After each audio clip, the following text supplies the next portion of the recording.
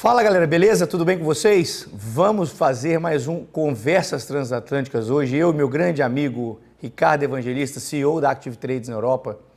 Tem bastante coisa para a gente falar, hein, doutor Ricardo? O Trump não nos dá folga. Excelentíssimo Bochá, bom ano novo para todos. Um prazer enorme, como sempre, estar aqui contigo a partilhar ideias. E é verdade, o ano começa este ano aterrou já a correr. E já aqui com bastantes desenvolvimentos interessantes para nós falarmos. Vamos lá. A ordem do slide está ali, mas eu queria passar um slide na frente, aí, Edilson. Bota o slide Esse daí, que é o primeiro que eu queria já puxar esse assunto. E aí, Ricardo, o que o europeu está pensando sobre o que está acontecendo aqui na nossa terrinha, aqui no nosso cantinho ali, logo acima do Brasil? A chamada é sobre petróleo, mas o negócio é mais amplo, né? Depois podemos revisitar o tema do petróleo, mas acho que este assunto da Venezuela é um assunto com muitas implicações e tu perguntas-me aqui, enquanto europeu, o que é que eu acho, e enquanto europeu o que me preocupa mais nem é a Venezuela, é a Groenlândia. E este incidente aqui da Venezuela abre um pouco um precedente. Um precedente no sentido em que já ficámos com a consciência de quando o Trump diz que vai intervir num país estrangeiro, ele não está só a dizer, ele está mesmo a avisar porque vai fazer. E isso é um bocado preocupante porque um cenário semelhante, mas transferido para a Groenlândia, significa o fim da NATO, tem depois implicações na segurança europeia, tem implicações económicas, claro, enormes, para a Europa, para muitos países europeus, mas para a Europa em geral, tem implicações para o próprio equilíbrio interno da Europa, porque a Federação Americana na Groenlândia, não é preciso ser muito inteligente para deduzir que nem todos os países europeus e nem todos os países que formam a NATO, desde uma perspectiva europeia, a minha grande preocupação é esta, de facto. Agora, tu, claro, terás outras aí no Brasil, não é? Porque estás aí na fronteira com isto. A questão da Groenlândia, realmente, eu não estou conseguindo ler direito o que está acontecendo.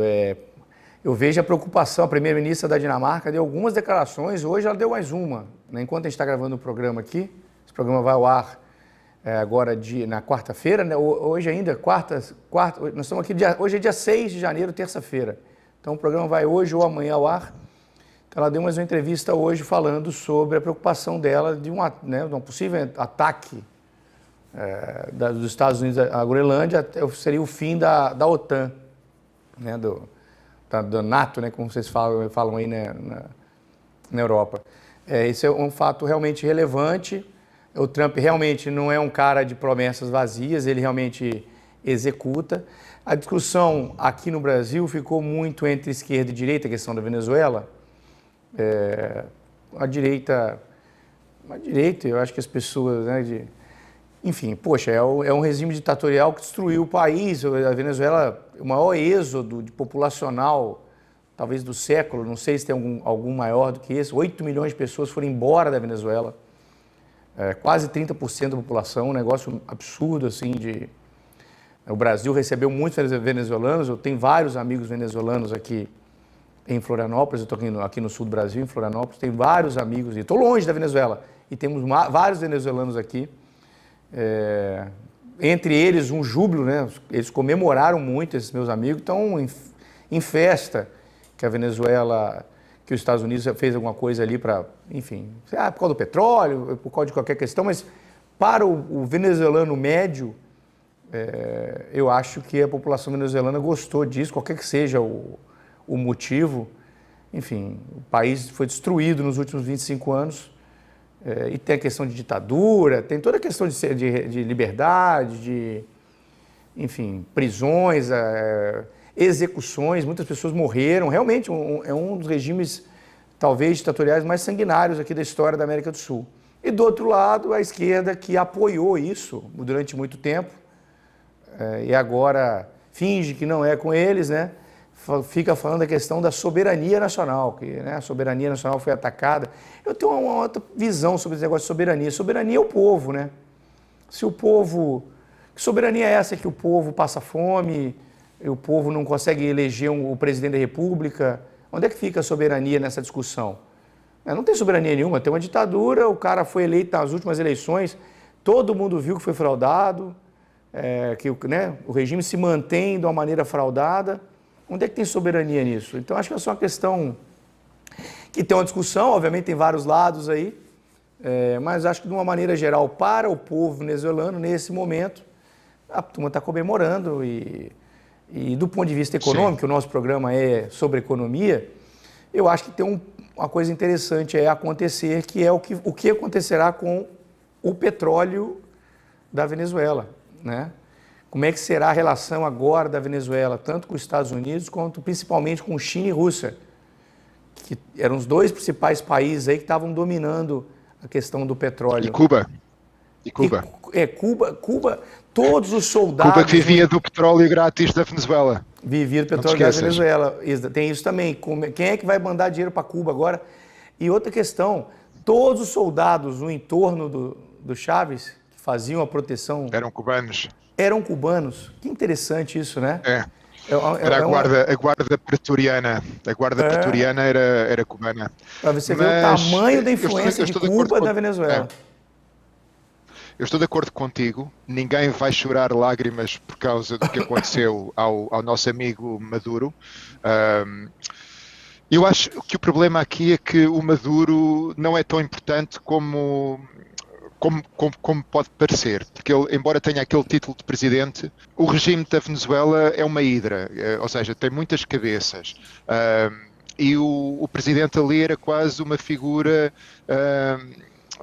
uma figura mais cerimonial, porque na verdade as muitas cabeças depois estão por trás, os generais, há muitos generais, ou seja, o rácio de generais no exército da Venezuela por soldado é o mais alto do mundo. Acho que há tipo um general, sei lá, por cada 30 soldados, é uma coisa assim, é uma coisa ridícula. Bom, essa é a maneira que ele fez para poder ficar, para ele controlar a força, né? Exato. Ele paga agora, os generais ali, vem cá pro meu lado aqui, ó. Né? Agora, a questão é a seguinte, ao que parece, isto foi um ato performativo para assustar, e parece que assustou bastante ali as figuras do regime. O regime parece estar disposto a colaborar agora com os americanos, em termos de efeito positivo para a população da Venezuela.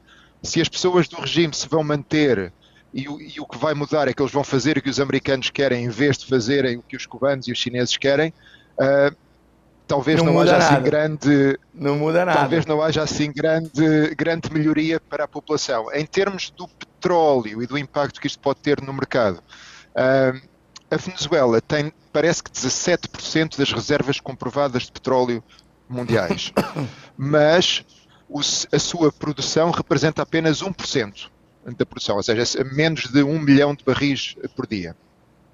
Portanto, para acelerar esta produção vai ser preciso um investimento muito grande, estamos a falar de bilhões de dólares, ou milhares de milhões de dólares em Portugal, e vai demorar tempo, ou seja, estamos a falar de anos para isto aumentar. Portanto, eu não vejo que isto vai ter grande impacto no mercado de petróleo. Aliás, o que vimos ontem é que com a abertura do mercado, aliás, ontem não, no domingo à noite, com a abertura do mercado, não houve assim grande mudança, e o que parece ter afetado mais a dinâmica do preço do petróleo foram outras coisas, foram a revisão em alta da perspectiva de consumo para 2026 e 2027, foi a OPEC ter confirmado no domingo que iria manter as cotas de produção atuais.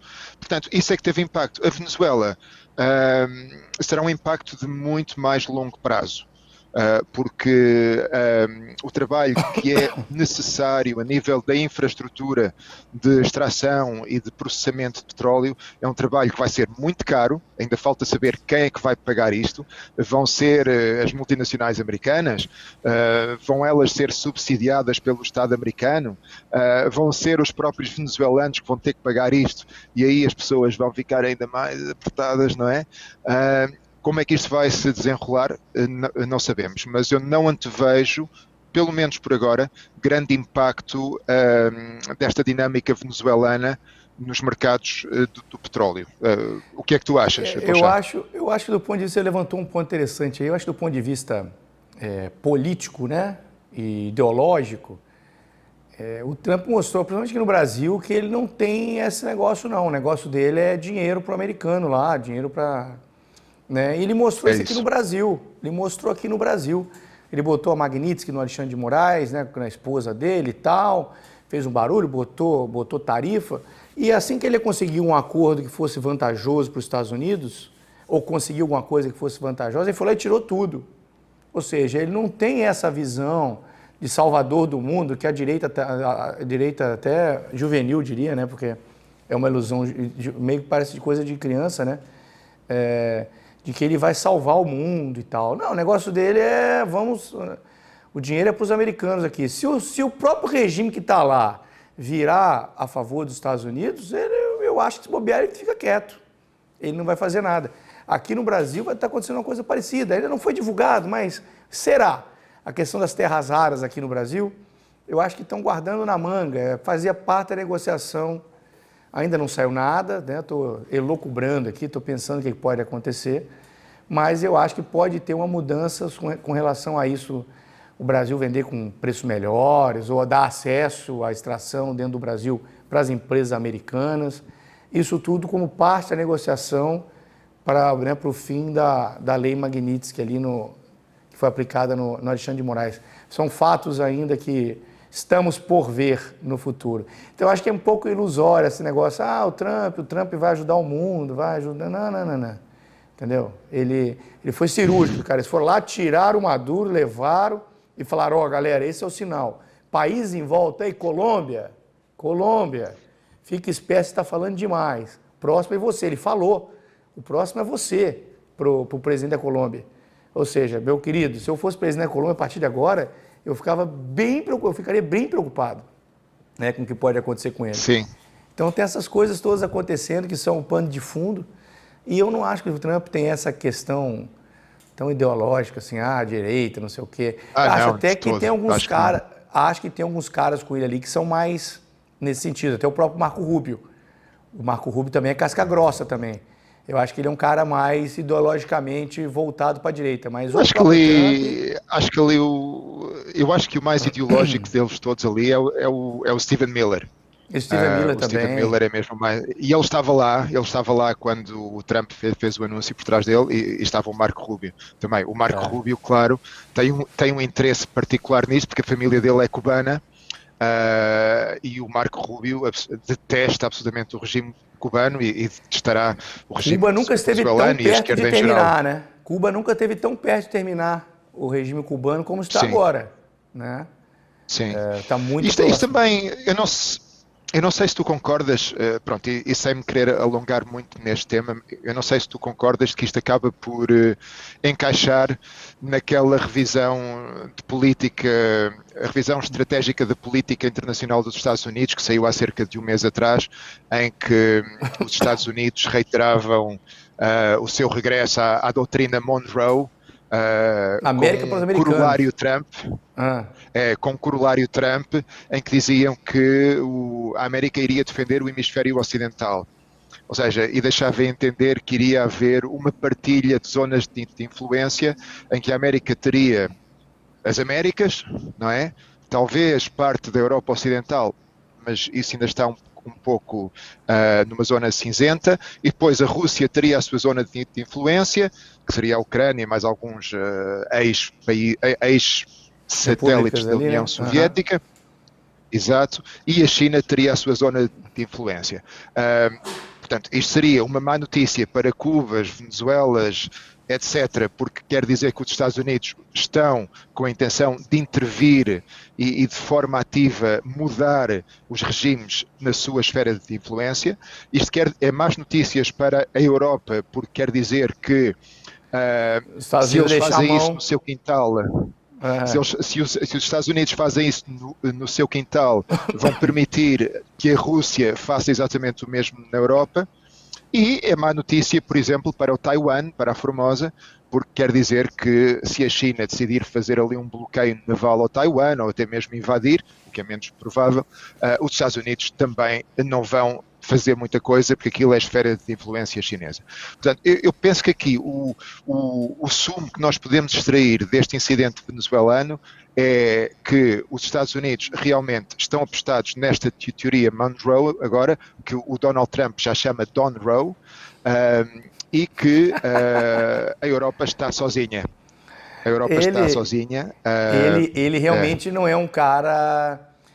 vamos fazer um estudo aqui, daqui a 5 anos, 10 anos mudamos. Não, é amanhã, quero amanhã, solução para amanhã. Como é que é? E estou entrando lá e vou acabar com esse negócio. Enfim, eu acho que tem muita coisa para acontecer impulsivo. ainda. Ele é impulsivo, tem muita coisa para acontecer. É muito impulsivo. Vamos seguir, tem vários temas para a gente comentar. Vamos lá. Vamos começar pela Europa então, com o doutor Ricardo. O euro começou em queda, e aí? Vai continuar ou não, Ricardo? De verdade.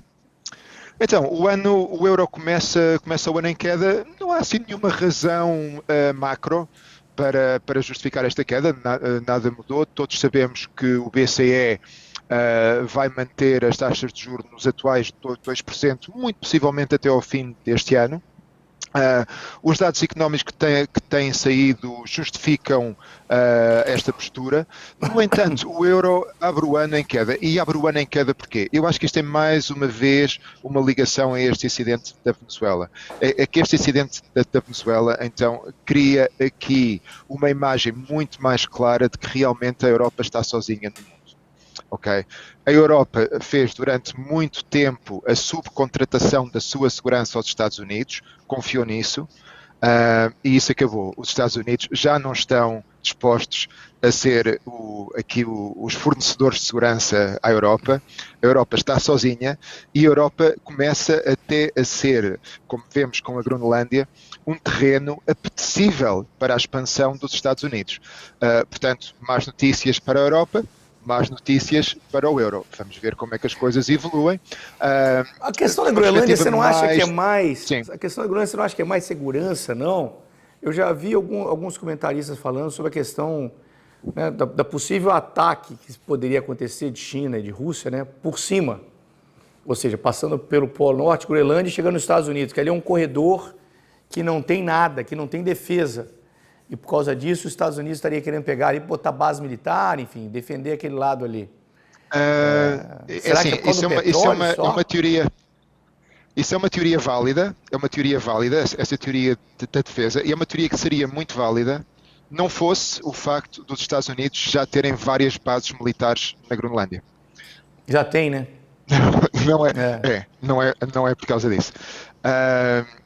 Eu acho que os Estados Unidos querem realmente, por uma questão de estratégia de Donald Trump, que quer ficar na história como um grande presidente, ele quer ganhar o Prémio Nobel, ele quer expandir o território dos Estados Unidos, portanto, a conquista da Groenlândia insere-se dentro destes planos e ele não se importa nada que isto acabe por destruir a Aliança Ocidental, que acabe com a NATO, com a OTAN, não há problema. Portanto, isto é uma má notícia para a Europa, má notícia para o euro, de uma forma mais relacionada com os mercados financeiros e excluindo então este risco geopolítico. Eu diria que o euro até está com boa perspectiva, porque se compararmos, por exemplo, com o dólar, a perspectiva para o dólar é uma perspectiva bastante bearish, porque sobretudo agora com o novo chairman da Fed, cliente de Donald Trump, vamos ter aqui uma Fed muito mais dovish, que vai cortar juros pelo menos 2 vezes, mas possivelmente mais, em 2026. O BCE vai manter os juros atuais, portanto, a ter uma perspectiva aqui de suporte ao euro. No entanto, com este risco geopolítico, a análise tem que mudar e a análise com risco geopolítico, então, é uma análise menos positiva para a moeda única. Mas vamos ver como isto avança. Como é que avança? Próximo tópico, doutora Adilson, manda pra gente. Eurostock é 2% nas primeiras sessões. O que está rolando aí? A bolsa está subindo. Aqui também está animado. Defesa, também, meu caro. Defesa. Defesa, na Europa aqui. Foi o principal setor ontem, na abertura do mercado ontem, depois da Venezuela, né? Principais setores que ganharam com o advento da Venezuela ali foi o setor de defesa. Todas as ações principais do setor de defesa subindo 8%, 10% no dia. E sobretudo na Europa, a Rheinmetall, a Thales, a BAE, Aerosystems, todos grandes fabricantes da área da defesa e fornecedores de serviços de defesa, beneficiaram muito. E mais uma vez, isto tem a ver com a questão da Venezuela abrir o precedente e reforçar a ideia de que a Europa está sozinha e a Europa tem que se armar, porque a Europa vai ter que se defender não só da Rússia, não só da sua fronteira sul, que neste momento está pacífica, mas que também é um potencial foco de instabilidade, porque temos o norte da África com vagas migratórias que poderão voltar, porque não nos podemos esquecer que na África subsaariana continua a haver um índice de fertilidade muito alto, há muitas pessoas, a economia não é muito boa, as pessoas continuam a querer emigrar, portanto a Europa está sozinha, a Europa vai ter que se defender e isto são ótimas notícias para a indústria da defesa. E esta tendência dos avanços no setor da defesa, a meu ver, poderão continuar em 2026. Vamos lá, vamos adiante. Próximo tópico, Dr. Adilson. Ouro sobe. Esse daí também, para cair vai ser difícil, hein, cara? Esse para cair vai ser muito difícil. O que você acha, Ricardo? Então, eu acho que os planetas estão todos alinhados. Eu acho que os planetas estão todos alinhados para termos mais subidas do ouro, porque a perspectiva para a Fed é uma perspectiva de corte nas taxas de juro, enfraquece o dólar, caem as yields dos treasuries, boas notícias para o ouro. A procura como ativo de refúgio também tenderá a aumentar com o aumento da instabilidade política. As compras por parte dos bancos centrais de países como a China, a Índia, a Turquia, etc., continuam. Portanto, não tem nada para derrubar. Não tem nada para derrubar o ouro. Não tem nenhuma notícia para derrubar o ouro. Vai ser necessário essas horas me dá medo, sabia? Essas horas me dá medo. Porque, não tem nenhuma notícia que vai fazer o ouro subir. Será que o ouro já não está lá por causa disso? Né? E aí a primeira coisinha que melhorar, o ouro cai 30%. Enfim. Como tivemos no fim do ano passado? Exatamente, entendeu? É que está tudo tão claro, né? Está tudo tão óbvio. Quando está muito óbvio assim, eu fico meio com medo do negócio. Mas enfim, realmente não tem nada que, nesse momento, que você olha e fala, poxa, isso aí... Eu tenho uma questão para ti. Tu, como homem corajoso que és, terias coragem para apostar contra o ouro neste momento, para abrires aí uma posição grande, curta no ouro? Não, estou fora. Vender não dá, tem outras coisas para fazer. Essas bolas divididas eu não entro. Faca caindo, né? A faca está caindo, você tentar pegar a faca caindo ali, você vai se machucar. Deixa ela cair no chão, parar lá, e aí você pega ela no chão com calma. Não tenta pegar a faca caindo não, que você vai machucar a mão. Enfim, eu acho que é mais ou menos a situação. O ouro só sobe, ficar tentando achar topo é complicado. É complicado. Opera outros ativos, tem tanta coisa no mundo para a gente fazer, não precisa ser o ouro, não. É isso. Próximo tópico, Dr. Adilson. Agora chegamos lá. E aí? Dólar sobe no princípio do ano. Qual o motivo? Está subindo meio... Bom, contra o real aqui nem tanto, né? O real aqui começou bem o ano aqui no Brasil. Acho que muitos motivos, mas o principal o diferencial de taxa de juros ainda é muito alto e não vejo um espaço para esse diferencial cair muito. Essa é a perspectiva aqui do Brasil. Mas a perspectiva da Europa, acho que é mais ou menos o que você falou aí, né, Ricardo, sobre o euro. Sim, eu acho que a subida do dólar teve muito a ver com o enfraquecimento do euro nas primeiras sessões de 2026. Este slide talvez eu o tenha criado de forma algo prematura, porque umas horas depois de criar este slide saíram os dados dos PMIs da manufatura nos Estados Unidos que foram negativos e o dólar caiu. Portanto, grande Ricardo, muito bem, aqui excelente slide. Portanto, sem mais comentários. Sem mais comentários, vamos aguardar. Essa semana, inclusive, tem muita coisa, né? Essa semana também tem dado todo dia, tem número de emprego, tem muita coisa por acontecer. Aqui no Brasil a gente tem inflação na sexta-feira também, IPCA. Então, tudo pode mudar até sexta-feira aí nos principais ativos. Vamos lá, Dilson, qual que é o próximo? O que conta mais nos ativos americanos, geopolítica ou Fed, doutor Ricardo Evangelista? Pois, essa é a grande questão, depende dos ativos, não é? E depende do que for acontecendo. Há aqui aquela questão da bolha, não é? Fala-se muito na bolha da inteligência artificial. Eu vou meter a minha mão no fogo e vou dizer aqui em público que acho que não vamos ter uma bolha a arrebentar em 2026. Eu acredito que o mercado, o bull market que nós temos vai continuar em 2026. E acho que isto vai continuar porque estamos a assistir a um nível de investimento muito alto em data centers, etc. E este investimento está a ser feito por empresas que estão muito bem capitalizadas. Temos as Metas, temos as Apples, temos as Nvidias, portanto, investimento vai continuar. Nós estamos a falar de um cenário parecido com o ano do 2000, com a bolha do .com, em que era sobretudo investimento de investidores de retalho e que estavam mais suscetíveis ao pânico. Aqui não, o investimento é muito institucional. Portanto, eu acho que estão reunidas as condições para este bull market continuar em 2026. Se vai continuar muito para além de 2026, isso é difícil dizer. Agora, eu acho que tem um outro ponto, só para jogar mais um. Eu acho que é muito difícil estourar qualquer bolha com o mercado de juros caindo, né? Mercado com a taxa de juros em queda. Exato. Se a gente tivesse um momento de taxa de juros subindo, aí eu acho que poderia acelerar um estouro de bolha e tal, mas com taxa de juros caindo, isso aí prorroga por mais algum tempo. Eu concordo. Quanto a outros ativos, como por exemplo o dólar, aí eu acho que o que vai contar mais mesmo é a Fed. A Fed e a política monetária da Fed e as expectativas vão ser importantíssimas. Eu tenho uma perspectiva bearish para o dólar em 2026. Espero que o dólar eu acho que o dólar vai continuar a enfraquecer. Muito possivelmente estarei enganado, mas é o que eu acho. E vai continuar a enfraquecer porque neste momento os mercados estão a precificar 2 cortes da Fed de 0,25%, mas eu acho que vamos ter mais. Portanto, vamos ter pelo menos 3 e eu acho que isso vai levar a mais enfraquecimento do dólar. Os juros da dívida vão continuar a cair, o que quer dizer que o mercado de bonds nos Estados Unidos vai continuar a subir. Portanto, esse é outro ativo que vai depender mais da Fed do que qualquer outra coisa.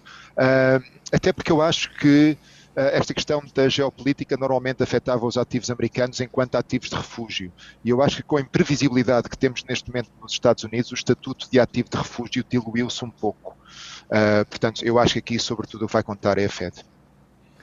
Vamos lá, vamos ver. Próximo ponto. Agora chegamos aqui, meu querido, aqui na terrinha.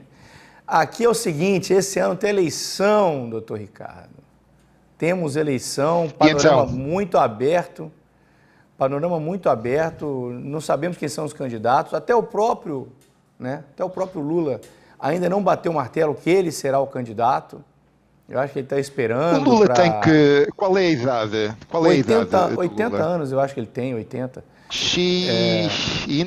Ainda anda nisso? Então, por isso que eu acho que ele vai... Se ele sentir nas pesquisas ali que ele está atrás até março, abril, ele falar, pessoal, foi mal aí, mas eu já cumpri meu papel. Eu acho que ele não vai querer perder uma eleição, né? Para não... E diz-me uma coisa, porque eu não sigo muito. No Brasil, a grande figura da esquerda, sei lá, nos últimos 30 anos foi o Lula, não é? Pô, o Lula saindo, quem substitui? Aí vai ter sempre alguém, né? Sempre a esquerda se reinventa, né? Há muitos anos, né? Desde a Revolução Francesa, a esquerda se reinventa sempre tem alguém chegando, sempre tem alguém fazendo alguma coisa, então vai aparecer alguém ali para ser candidato. Aqui no Brasil tem alguns possíveis nomes, mas é que realmente não, o Lula é um cara que, eu acho até infelizmente, cara, dominou a nossa política aqui no Brasil durante muito tempo, e acho que o debate econômico, principalmente econômico brasileiro, ficou muito ruim, muito baixo por conta disso, porque né, perdemos o foco no debate econômico, muita coisa para a gente fazer que a gente poderia ter feito nesses últimos 30 anos, aí depois do Plano Real, abriu uma janela ali grande do Brasil ter feito várias reformas, a gente está, sabe, investimento em educação, saúde, segurança pública e um monte de reformas, a gente estaria, eu acho que agora estaria com produtividade alta. O brasileiro tem uma produtividade média muito baixa comparado com o americano, por exemplo, o americano é 3 vezes maior que a nossa, os Estados Unidos. Então isso limita muito o nosso potencial de crescimento, limita a gente ter vagas de trabalho mais qualificadas, enfim, limita muito o potencial do Brasil de crescer e de crescer distribuindo renda. Eu acho que muito disso é culpa do partido que ficou mais tempo, né, nos últimos 30 anos. Sim. O partido ficou mais tempo no governo, que é e o cara que ficou mais tempo no governo, que é o Lula. Enfim, essa é só a minha visão. Vai ter gente assistindo aqui o programa que é petista e não vai concordar comigo, vai me xingar aqui embaixo, mas é só mais uma opinião aqui. É só mais uma opinião. Acho que pecamos. Acho que poderíamos ter sido mais nesses últimos 30 anos. Depois do Plano Real ali, abriu uma janela grande para a gente. E foi em 94, nós estamos falando aí de 32 anos agora, né? Em julho completa 32 anos de Plano Real. E a gente não conseguiu navegar. A gente está nessa de crescimento de 1%, 1 e pouco por cento ao ano de médio, que é muito pouco, né? Para gerar renda, para distribuir riqueza. E ainda existe um diagnóstico errado, né? Eu acho que é o pior, né? A gente passou 30 e poucos anos fazendo a mesma coisa e as pessoas querem continuar fazendo a mesma coisa, né? Qual é o rácio da dívida PIB do Brasil? Quando o Lula entrou, estava em 72%. 72%. Uhum. Ele vai entregar no final do ano em 82%. Ele aumentou em 10% a relação dívida PIB em 4 anos. Em 4 anos. Gastou dinheiro.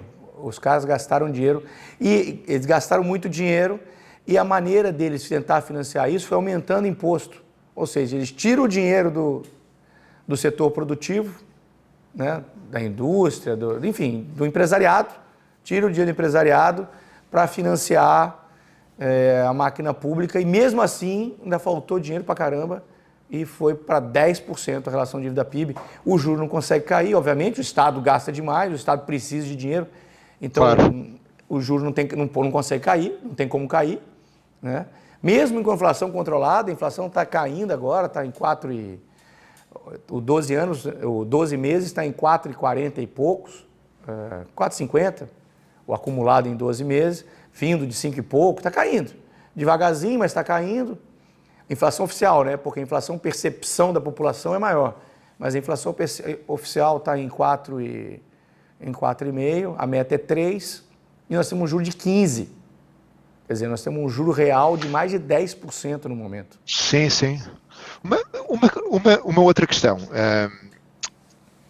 Nós temos visto que, por exemplo, na Argentina, que a Argentina é um país que está em umas condições muito piores do que o Brasil, não é? A terra arrasada, né? O Milei pegou terra arrasada, está destruído, não tem nada aqui.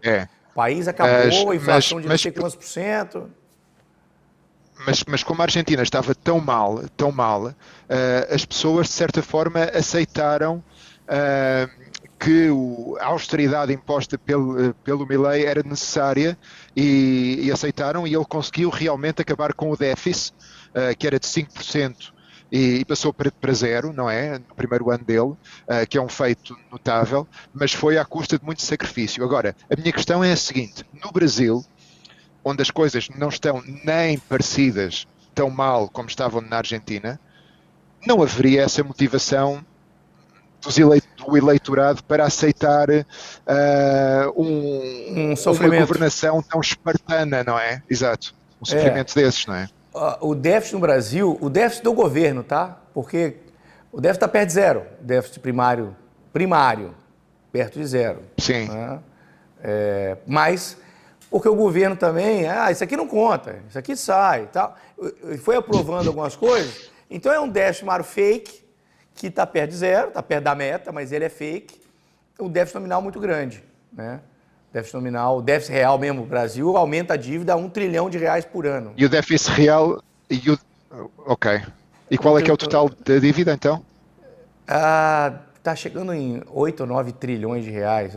A pancada principalmente depois da Covid, mas principalmente nesse governo, foi muito grande, né? Porque o governo realmente gastou muito, está gastando muito, está tentando se financiar, né? E eles vão para a televisão e não falam, não tem problema nenhum com isso aqui não, está tudo certo, não tem problema de dívida. O ministro da Fazenda fala isso todo dia. Quanto é que é o PIB anual? O PIB anual é quanto? Crescemos... Não, o PIB cresceu 1,8, o último número. 1,8. Salvo engano, 1,8%, o número saiu agora no último trimestre. Cresceu 1,8. Só que do 1,8 que sobe, 10% é o agro. O agro cresceu 10% em um ano. É o motor de crescimento. Sim, aí sim, a indústria cresce um e pouquinho, o serviço cresce um e pouquinho, o resto meio que fica negativo, zerado, entendeu? O agro é o que O agro deve ter beneficiado desta questão das tarifas americanas e ali da guerra comercial da China com os Estados Unidos, porque a China deixou de comprar soja aos Estados Unidos, não é? O agro é o que puxa, o agro é o que puxa, mas há muitos anos, tá? Não começou agora, não foi esse ano. O agro é o motor da economia que o atual governo, inclusive, é contra. Né? A única coisa que nós temos aqui no Brasil que traz dólar é agro, petróleo e tal. O governo é contra o agro. Ele não quer que o agro é uma indústria hoje em dia. O Brasil é líder mundial em produção de alimentos. O atual governo também é contra. Então mas ele é contra, mas ele comemora o número do PIB. Sabe, é um negócio meio... Sim. Eu sou contra, mas o PIB veio 2%. Tá vendo? Nós fizemos o Brasil crescer. Mas peraí, mas você pediu, você não queria. Por você isso aqui era zero. Se aqui fosse zero, isso aqui era recessão. Como é que faz? Né? Então são essas coisas, é política, né? É política. É governação à la carte, não é? Enfim. Bom, então, ano de eleições... Ano de eleições. Vamos avançar. Vamos avançar.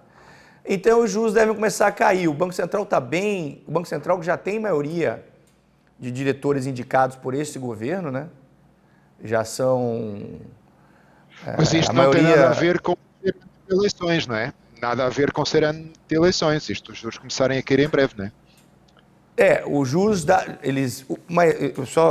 Como eles têm a maioria do Banco Central, a maioria dos diretores do Banco Central foi indicada pelo atual governo. Então, deveria-se pensar que eles iam caretar. O governo quer queda de juros, vamos derrubar isso aqui. E o Banco Central tem sido bem pragmático, né? O presidente do Banco Central deu uma entrevista outro dia, eu achei incrível. Ele falou, cara, eu tive que assinar uma cartinha aqui falando que eu estou acima da meta, eu vou ter que assinar outra agora falando que eu estou acima da meta de novo. E tudo indica, pelas projeções de mercado, que eu vou passar a maior parte do meu mandato aqui em presidente do Banco Central com a inflação acima da meta. Como é que eu vou cortar juros? Né? Ele foi bem... Eu falei, poxa, esse cara... E ele tem sido até mais rock, né? Mais pesado do que o próprio intenção do mercado. O mercado achou que na última Copom a gente teria uma indicação, o Copom é uma reunião de juros aqui no Brasil, né? Que a gente teria uma indicação de corte de juros. Ele falou, não vejo corte de juros no futuro próximo. Ou seja, está sendo bem... E isso tem dado resultado. Ele tem segurado os juros para cima e a inflação tem segurado. Mas ao longo do ano, a discussão é qual reunião agora, né, provavelmente não esse mês, mas na próxima, a gente terá corte de taxa de juros. O mercado já precifica cortes, enfim. Até isso aí pode ajudar o governo também, até o final do ano aí, ter alguma melhorazinha no PIB, ter algum crescimento a mais para poder ajudar o governo na eleição. Então a gente deve ter corte de juros aí, não apostaria nessa agora, mas... Na seguinte, provavelmente, a gente deve ter alguma sinalização de corte. E então, a tua previsão, já que estamos aqui em princípio do ano, a tua previsão para o juro que o Brasil vai ter no fim deste ano é para quanto? Ou seja, dizes-me que está em 15 agora, não é? Está em 15. O mercado está precificando alguma coisa 12 alto ali. 12,5, 12 Ok. alto. Porque depois também começar a cortar, começa a cortar de meio e meio, né? Pum, pum, pum. 4 reuniões ele tirou 2%. Né? Então, existe uma expectativa aí de fechar um 12 e pouco, 12, sabe? O que também continua sendo o maior juro real do mundo. Se for para 12 agora, nós temos um juro real de quase 8, entendeu? Se fosse para 12. Sim. É muito alto. Enfim. É muito alto, é muito alto, é muito alto. É muito alto ainda. Muito alto ainda. Mas é o que temos, é aquilo que falamos. O gasto público é muito alto, crescente, que eu acho que a grande preocupação do mercado é que não existe uma preocupação. E se o governo for reeleito, essa preocupação continua não existindo, de controlar esse negócio, né? De controlar esse negócio, aí eles vão continuar gastando, e aí o mercado fala, pô, então não, então eu juro aqui, conta longa, eu não derrubo, Mas porque os vai ter mercados, inflação. por exemplo, nos Estados Unidos, todos sabemos que há uma correlação entre a Fed cortar juros e a Bolsa subir, não é? A Bolsa sobe, a Fed corta, a Bolsa sobe. É parecido no Brasil ou não? Aqui, É a só mesma na coisa? expectativa, a Bolsa aqui já subiu bastante também. A Bolsa aqui está na máxima histórica em reais, já subiu bastante também. Acho que muito em função do corte de juros dos Estados Unidos, é óbvio, né? Mas setores ligados ao consumo interno também já refletem alguma coisa também, porque a curva a futura já foi. Né? O juro de 2, 3 anos já está 13 e pouco já. Então a curva futura já acertou. Né? Então o mercado já melhorou com isso. Expectativa de que possa cair um pouquinho mais. Se troca o governo e entra... O sonho do mercado aqui no Brasil é o Tarcísio de Freitas, governador de São Paulo. Esse é o sonho de consumo do mercado. Que é o cara em que vai entrar e é um cara técnico. Ele, poxa, a cara que ataca problemas, vai resolver, ele vai olhar o negócio ali, ele vai melhorar as contas públicas. Então, o mercado ama. Né? E se o Tarcísio realmente se viabilizasse como candidato e tivesse chance, eu acho que a gente teria uma pancada nos mercados assim. A Bolsa agora está 160 mil, a gente ia fechar o ano, sei lá, 200 e cacetada. Entendeu? 220, 230. Eu acho que é alta de 30% a 40% no ano. Né? Se ele se viabilizar. Se ele não se viabilizar, com o juro caindo, talvez a gente acho que talvez a gente tenha, mesmo com o atual governo ganhando, com o juro caindo, lá fora com o juro muito baixo, se não tiver nenhuma bagunça no mundo, talvez vai subir mais de novo aí, mais seus 20%. Esse ano subiu 30% a Bolsa em reais, tá? 30% a Bolsa brasileira subiu. E em dólares? E em dólares? Em dólares eu não tenho quanto? número. Não, subiu mais, cara, porque o dólar caiu também. A alta em dólar foi muito efeito Milei, tá? A Argentina começou a subir a Argentina começou a subir muito um ano antes da eleição. Né? Eu acho que existe esse... Principalmente no investidor estrangeiro, que olha e fala assim, pô, a Argentina subiu, vamos começar a comprar agora um pouquinho? E como a nossa liquidez aqui está muito baixa, qualquer $1 bi que entrar na Bolsa, força a Bolsa para cima. E $1 bi para fundo estrangeiro é arredondamento lá. Na hora que soma todo mundo, um cara comprou 100 milhões de dólares, outro cara comprou 100. 10 fundos compraram 100 milhões de dólares, o fundo tem 10 bi, comprou 100 milhões de dólares, é nada. Né? É nada de patrimônio que o cara comprou, mas para o mercado local aqui é dinheiro. Então, acho que esse fluxo está ajudando a Bolsa a querer andar. É muito impressionante, 30%. 33%, salvo engano. 33%, Em Portugal a Bolsa subiu 20%. Em euro, poxa. Em euro? Sim, é muito? em euros. Sim, bastante? Sim. Foi um ano bom para a Bolsa, puxado pelos Estados Unidos. Não sei se sabes, mas Portugal foi considerada, a economia portuguesa foi considerada a economia do ano pela revista The Economist. Aí, ó. Okay? Que é sempre, Vamos, Portugal. É sempre um título que nos podemos orgulhar, já que não ganhamos mais nada. Não, vai ganhar a Copa. Eu acho que Portugal é favorito na Copa esse ano. Vai ganhar a Copa também. Portugal tá voando. Não. Eu tive aí em Portugal esse ano. Não, poxa, 2 vezes eu tive aí esse ano em Portugal. Aí é muito legal, tá louco, é muito legal.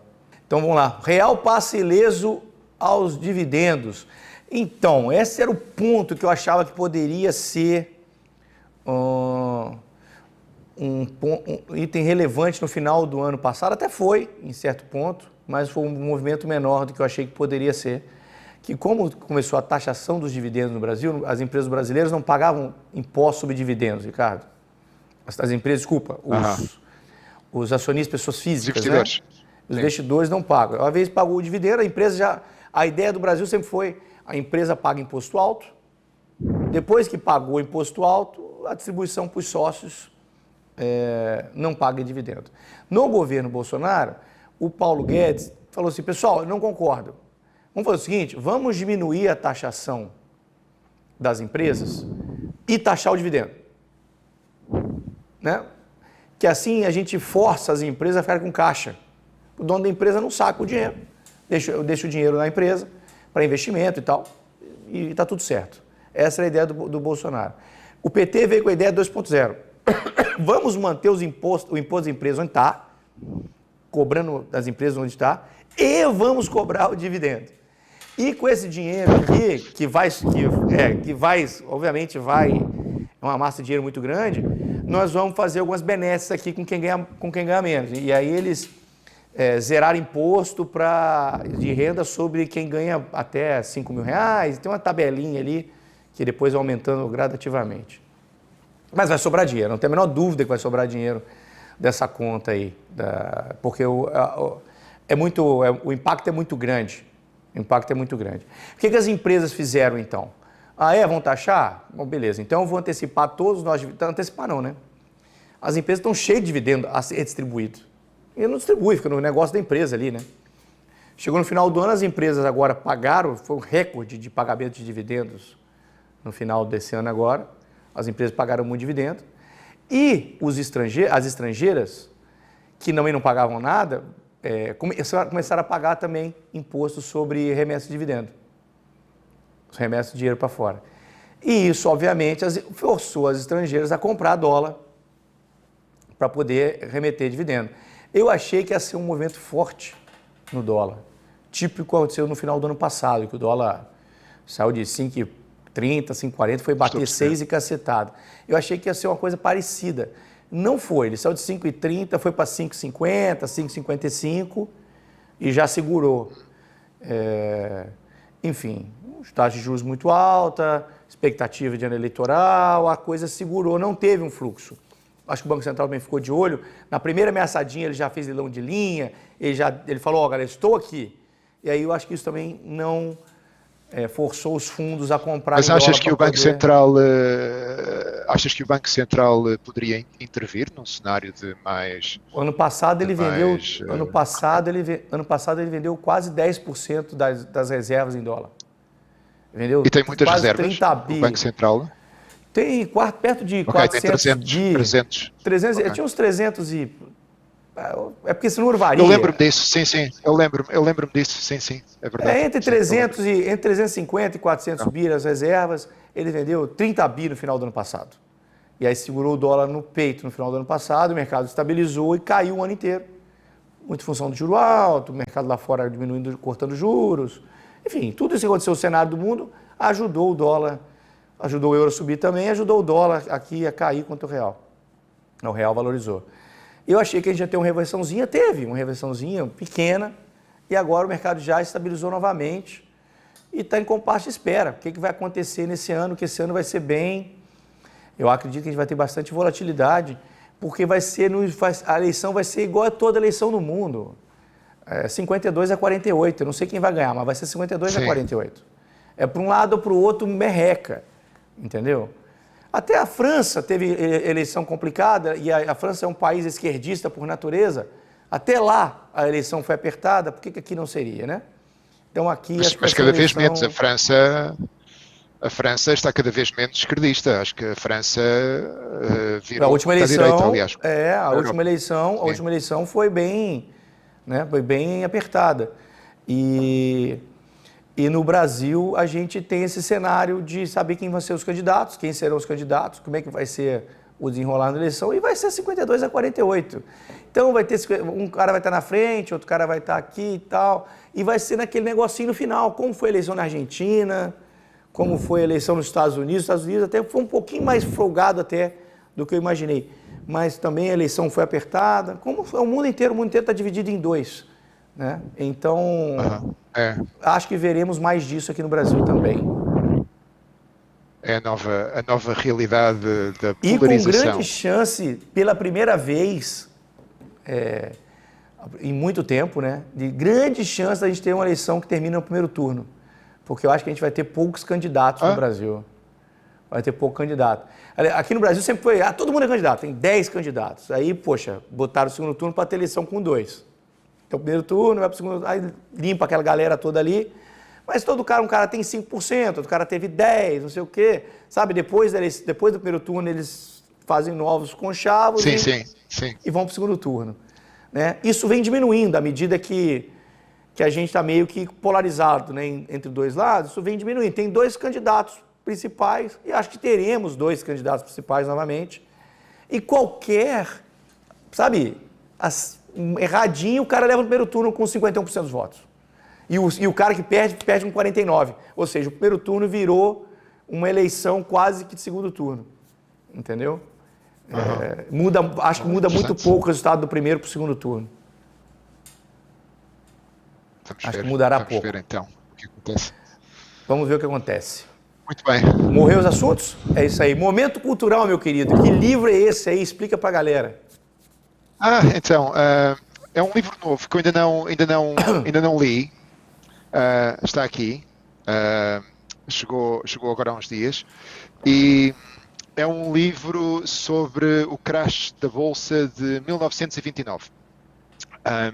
E basicamente está focado em várias personagens que tiveram um impacto naquele crash, pessoas que trabalhavam para o banco JP Morgan, etc., para o precursor do Citibank também, e fala um pouco como a especulação desenfreada, esquemas de pump and dump, a ausência de regulação, como tudo isto contribuiu para aquele crash. Bom, eu não posso dar grandes detalhes porque ainda não li o livro, eu confesso, mas li o primeiro capítulo e já estou muito entusiasmado com ler o resto deste livro. E eu acho que é um livro muito relevante porque dá um enquadramento histórico para a situação que nós vivemos agora. Portanto, eu, como disse há pouco, eu não acredito que nós vamos ter um crash em 2026. Não acredito, posso estar errado, mas acho que não vai acontecer. No entanto, estamos aqui a entrar numa nova fase, depois dos constrangimentos que seguiram à crise financeira de 2007-2008, estamos a entrar numa nova fase de regulação, de mais especulação, e vamos ver até onde é que isto pode levar, não é? Portanto, eu acho que este é um excelente livro para ler para quem quer perceber o enquadramento que permitiu que aquele crash acontecesse. Recomendo então a todos. Pô, mais um pouquinho, já vai fazer 100 anos já da crise de 29, hein? Falta pouco. É verdade. Quem sabe não é o ano do crash, aguenta até 2029 e vamos ter uma bagunça. Vamos ver, para comemorar. Olha, é bem possível. Né? Acho que é bem possível. Segura mais 2, 3 anos aí e chega em 2029. Né? Eu acho que o negócio da falta de regulação, para mim, é o principal. Para mim, eu acho que a gente está vendo isso muito no mercado de criptomoedas. A ausência de regulação. Agora até que tem mais, né? Mas a ausência de regulação, esse negócio de somos donos do nosso nariz, isso aí só cria uma bolha. Né? Não tem, sem regra no mercado, sem regra. Eu acho que falava-se muito dos ativos cripto como trazendo uma nova dignidade para os mercados, porque era descentralizado, etc. Mas eu acho que o que trouxe foi falta de transparência. Trouxe muita falta de transparência. Exatamente. Trouxe o dinheiro frio do mundo todo gira em Bitcoin hoje em dia. Exato. Trouxe falta de transparência, trouxe uma mentalidade que é uma mentalidade do Wild West.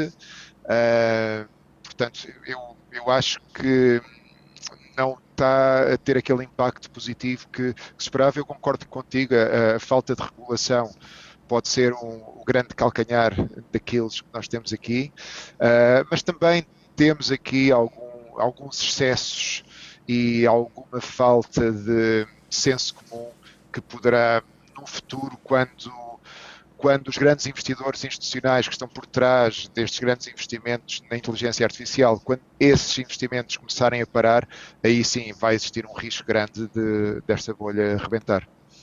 Beleza. É isso aí, Adilson. Temos mais um tópico? Fechado, né? Doutor Ricardo, cara, obrigado. Aí, ó, Eduardo.boixá, Active3 _ português, ó, para o pessoal seguir a gente aí, me seguir a Active aqui no Brasil. Obrigado por mais esses ensinamentos aqui no programa de hoje. Espero que o pessoal tenha gostado, quem ficou até o final. Deixa a pergunta aqui, comenta, né?